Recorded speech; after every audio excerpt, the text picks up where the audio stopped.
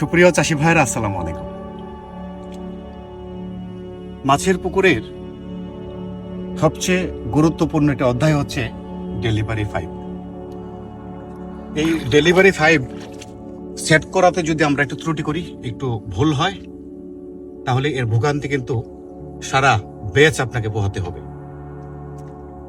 তো আমার এই পুকুরটা গত বছর কিন্তু হঠাৎ 8 ঘন্টা টানা বৃষ্টিতে আমার পুকুর কিন্তু বুড়িয়ে গেছিল। এটা আমাদের অঞ্চলে বন্যা হয় না, একেবারে বন্যামুক্ত। আমাদের বাপদাদার আমলেও বন্যা হয়নি, কিন্তু হঠাৎ অতিবৃষ্টিতে টানা 8 ঘন্টা বৃষ্টিতে আপনার সব জলাবদ্ধতা হয়ে গেছিল, যার ফলে দুইটা পুকুরও আমার প্রায় ভুরিয়ে যাওয়া অবস্থা ছিল। এই যে 25 পুকুরে আমার এই ডেলিভারিটা হচ্ছে 6 ইঞ্চি।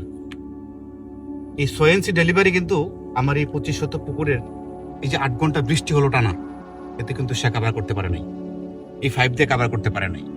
তারপর আমাকে পার কেটে নেট দিয়ে পানি বাইর করতে হয়েছে। তো এই ঝুঁকিটা আমি এর বছর নিতে যাচ্ছি না। এই 25 আমি 6 ইঞ্চি 5 দুইটা সেট করব। ইতিমধ্যে ওই পাশে একটা রয়েছে, আর এটা এই পাশে আগে ছিল। এই 5টা একটু ভিতরে পড়ে যায়। ভিতরে পড়ে যাওয়ার ফলে আমি কিন্তু 5টা মুভিং করতে পারছিলাম না, মাটি ধরে ফেলছিল। আর এটা মাটি গর্ত করে খনন করে একটু 5 জয়েন করে একটু লম্বা করেছি, যাতে মুভিংটা ঠিক মতো করা যায়। এখন এই ডেলিভারি 5 গুলো আমরা পুকুরে কোন পারে বা কোন কোণে সেট করলে সবচেয়ে ভালো হয়? বছরের প্রায় 8 থেকে 9 মাস আপনার কিন্তু এই পূর্ব দিক থেকে পশ্চিমে এবং দক্ষিণে কোণে হাওয়াটা বয়। অর্থাৎ এটা হচ্ছে পশ্চিম, এটা হচ্ছে দক্ষিণ। এই পশ্চিম দক্ষিণ কোণে হাওয়া বয়, যার ফলে আমি এই কোণায় কিন্তু এই 5টা সেট করেছি।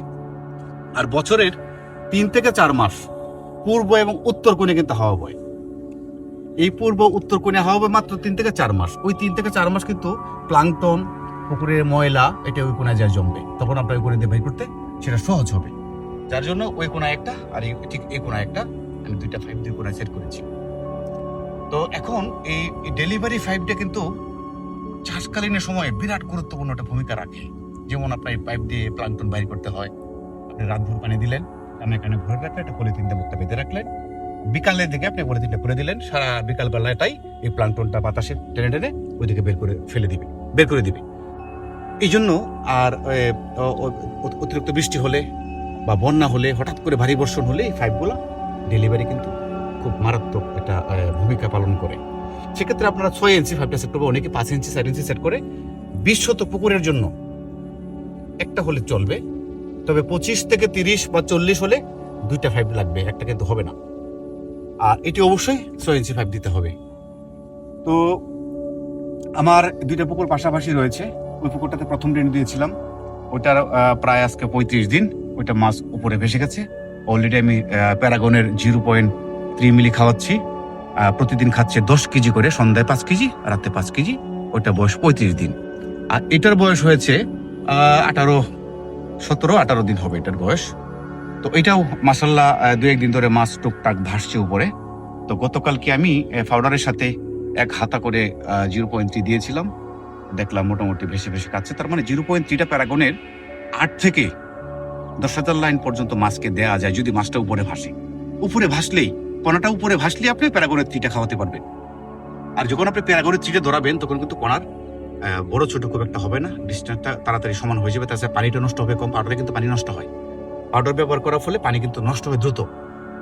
আর আপনি 15 দিন বয়সেই, 15 থেকে 18 দিন বয়সে আপনি একটা Aqua4 দিয়ে একটা গ্যাসের ডোজ করে ফেলবেন। এবং 10 দিন পরপর এই রেনুর পুকুরে 10 দিন পরপর প্রথম 2-3 মাস আপনি একটু ঘন ঘন গ্যাসের ডোজটা করবেন, Aqua4 দিয়ে করবেন। আর হাঁস পোকার ডোজটা আমরা সাধারণত 10 দিনে প্রথম ডোজ করি। 10 দিনে হাঁস পোকার ডোজটা করি। হাঁস পোকার ডোজটা সবচেয়ে নিরাপদ, সুমিতিওনটা সবচেয়ে নিরাপদ। প্রথম ডোজ 10 দিনে, তারপর 1 সপ্তাহ পরপর আপনি এটা করে যাবেন।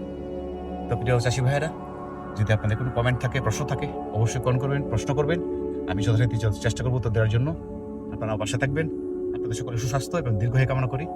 আসসালামু আলাইকুম।